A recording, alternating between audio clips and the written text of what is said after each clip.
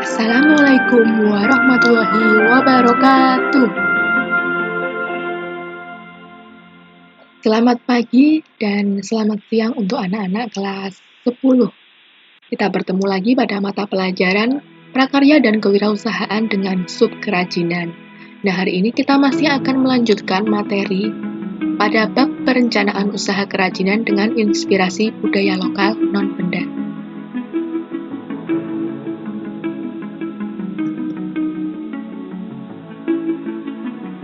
Baik, sebelum pembelajaran dimulai, marilah kita berdoa terlebih dahulu. Berdoa dimulai. Berdoa selesai. Nah, anak-anak, pada hari ini kita akan mempelajari materi pada peta konsep pada poin yang terakhir yaitu pemasaran, kemudian ada komponen perencanaan juga.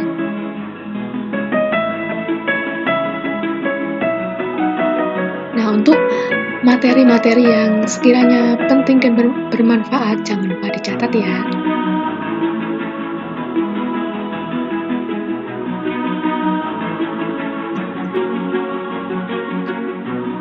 Yang pertama yaitu mengenai pemasaran. Pasti sudah tidak asing lagi dengan apa yang dimaksud dengan pemasaran. Nah, strategi pemasaran ini adalah sebuah upaya memasarkan produk atau jasa menggunakan berbagai macam metode dengan tujuan untuk meningkatkan hasil penjualan. Jadi setelah membuat perencanaan produk apa yang akan dijual, itu tak lupa juga untuk membuat strategi pemasarannya.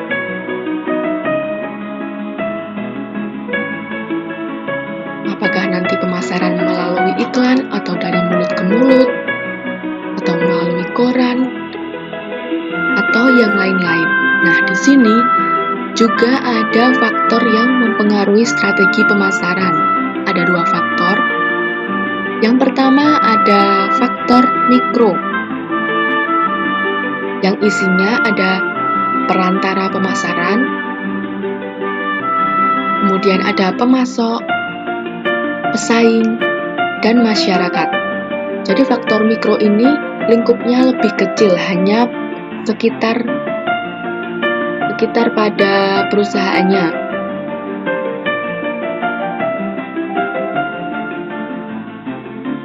Ada perantara pemasaran, misalkan distributornya, kemudian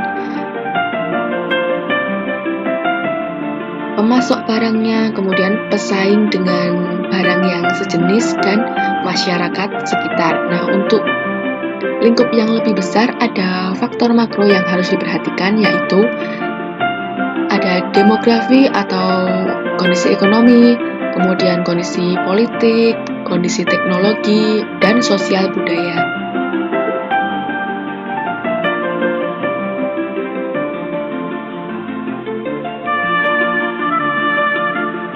Kalau misal kondisi suatu tempat masih tergolong sulit dijangkau untuk teknologi yang lebih canggih, misalkan dengan adanya TV atau internet. Nah, berarti di sini strategi pemasarannya harus berbeda. Mereka lebih mengandalkan ke misalkan banner atau melalui koran, pamflet. Jadi tidak melalui media di internet atau melalui televisi.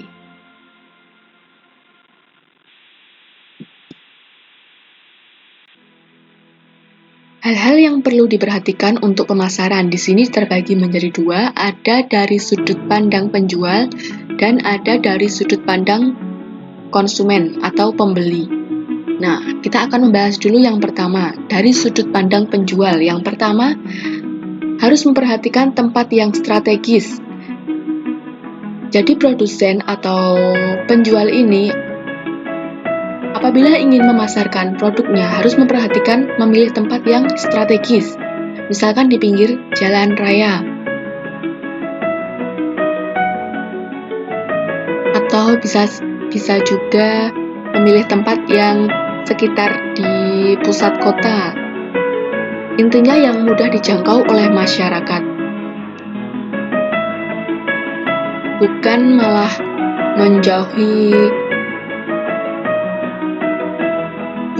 menjauhi kumpulan masyarakat, atau masyarakat bisa kesusahan untuk menjangkau tempat pemasaran tersebut.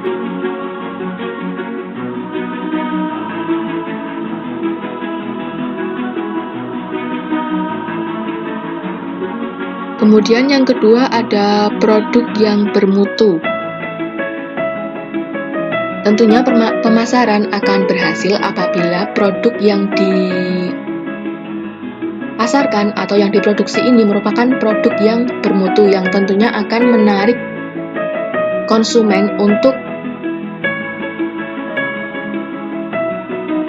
tertarik atau lebih dalam ingin tahu, kemudian baru tertarik untuk membeli. Yang ketiga ada harga yang kompetitif. Artinya harga ini bersaing dengan harga produk yang lain, jadi tidak terlalu mahal atau malah terlalu murah. Kalau misal harga produk yang dipasarkan terlalu mahal, tentunya itu akan membuat konsumen berpaling ke produk yang lain.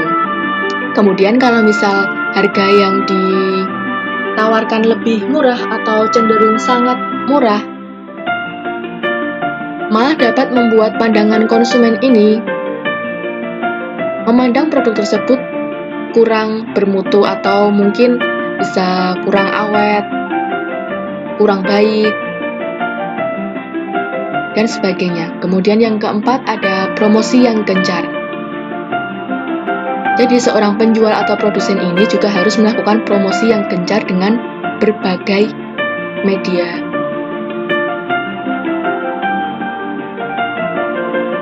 Yang selanjutnya ada dari sudut pandang konsumen. Yang pertama ada kebutuhan dan keinginan dari konsumen.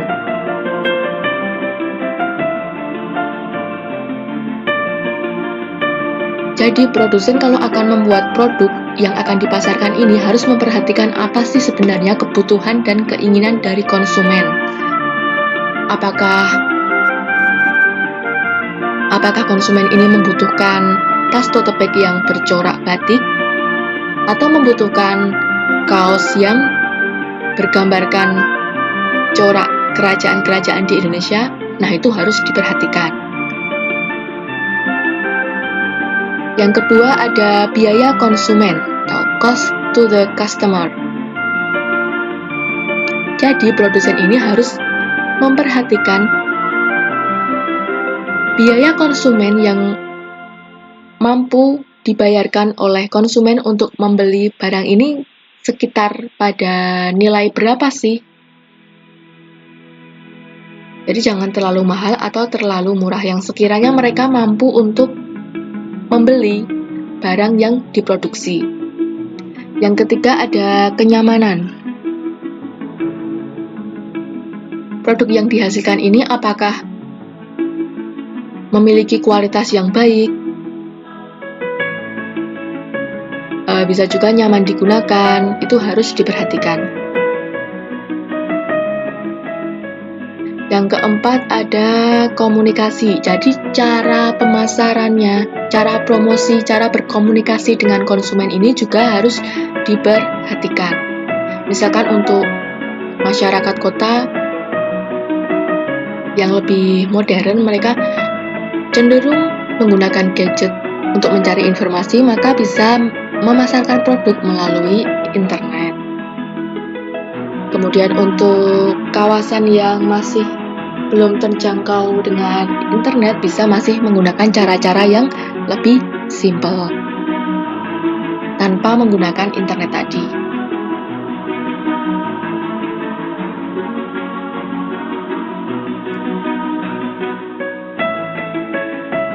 Nah, pemasaran produk ini dapat ditinjau dari yang pertama daya serap pasar dan prospeknya, kemudian ada kondisi pemasaran dan prospeknya.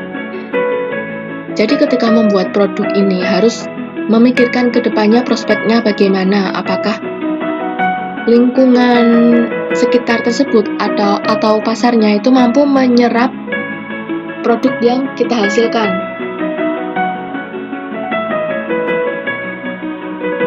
kemudian tadi apakah kondisi masyarakatnya itu modern atau masih cenderung mengandalkan pemasaran yang lebih sederhana. Nah, itu harus diperhatikan. Jadi dibedakan antara kondisi pemasaran untuk masyarakat kota maupun untuk masyarakat yang kondisi demografisnya lebih sulit dijangkau.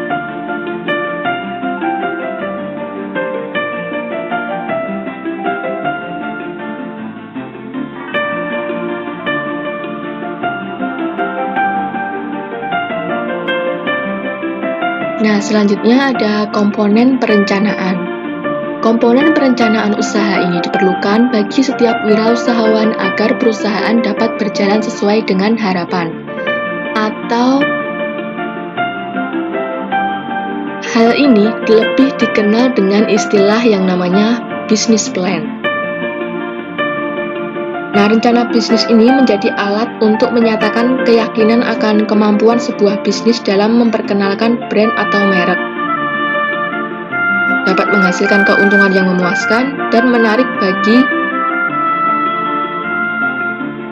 investor.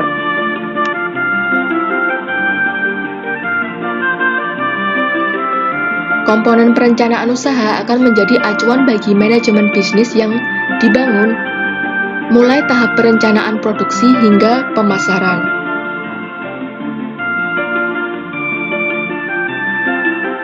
Nah, oleh karena itu, setiap wirausahawan harus memperdalam wawasan dan melakukan pertimbangan dalam mengenai bisnis plan tadi sebelum memulai usaha. Baik bisnis plan usaha kerajinan, atau usaha jasa, usaha makanan, dan usaha-usaha yang lain lagi.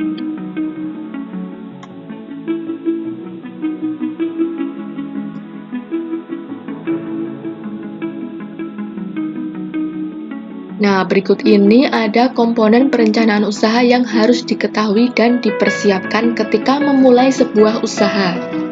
Yang pertama ada deskripsi bisnis. Deskripsi bisnis merupakan komponen perencanaan usaha yang bertujuan untuk menjelaskan secara singkat mengenai bidang usaha yang akan dijalankan beserta potensi produk dan kemungkinannya untuk bertahan dan berkembang di masa depan. Melalui deskripsi bisnis, itu diharapkan semua pihak yang akan terlibat dalam bisnis akan mengetahui potensi dan arah pengembangan dari bisnis tersebut.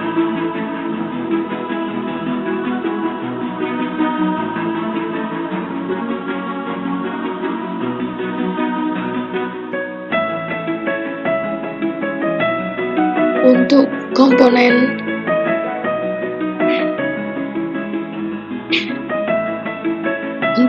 yang kedua yaitu ada strategi pemasaran dalam perencanaan usaha.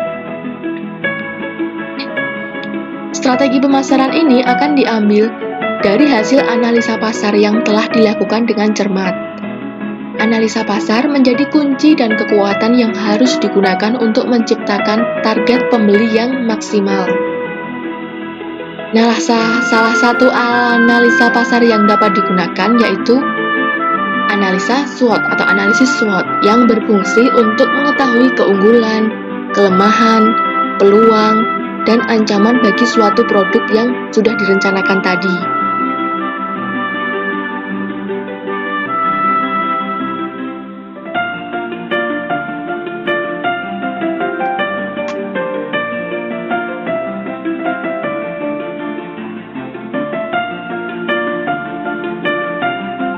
Nah, selain itu, analisis SWOT tadi juga akan menghasilkan keputusan untuk menerapkan strategi pemasaran yang tepat, yang tidak membuang waktu, tenaga, dan biaya yang lebih besar. Nah, strategi pemasaran ini dapat dilakukan dengan cara sebagai berikut. Yang pertama, ada analisa pesaing menjadi komponen perencanaan usaha. Analisa pesaing merupakan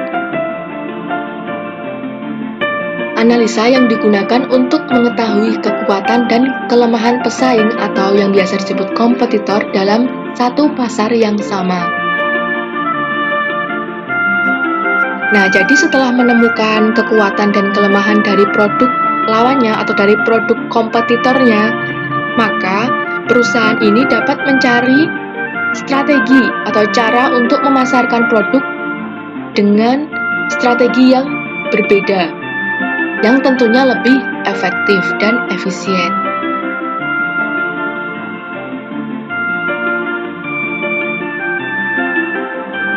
Yang kedua ada desain pengembangan.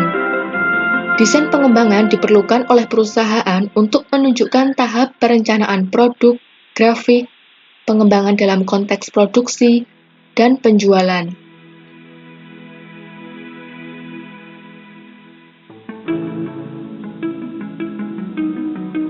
Nah, selain itu, desain pengembangan juga dapat digunakan untuk mengetahui rencana usaha ke depan dan sebagai alat pengambilan keputusan yang akan mempengaruhi rencana pembiayaan usaha. Nah, ini hubungannya dengan rencana pembiayaan.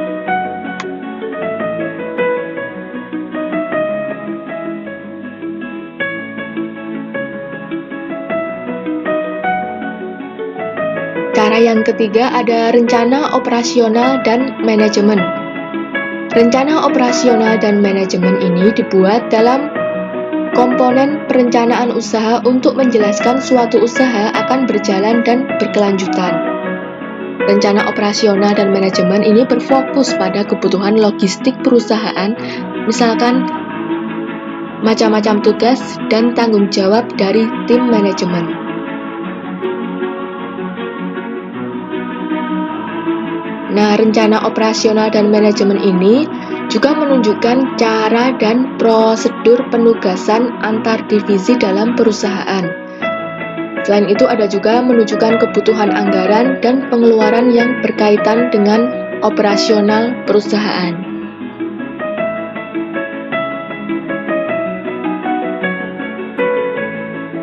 Cara yang ketiga ada rencana pembiayaan. Faktor pembiayaan membutuhkan beberapa unsur keuangan seperti laporan keuangan, perencanaan usaha, laporan arus kas perencanaan usaha, laporan neraca perencanaan usaha, kemudian ada analisis pengembalian modal untuk usaha, dan lain sebagainya. Jadi pada rencana pembiayaan lebih ke rencana-rencana keuangan dan laporan-laporan keuangan yang harus dibuat dalam strategi pemasarannya.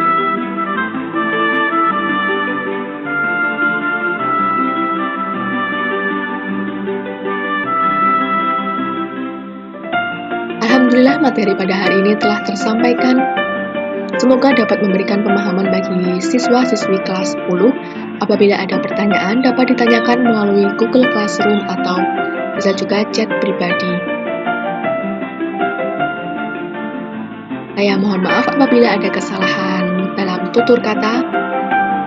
Sekian, wabillahi taufiq wal hidayah. Wassalamualaikum warahmatullahi wabarakatuh.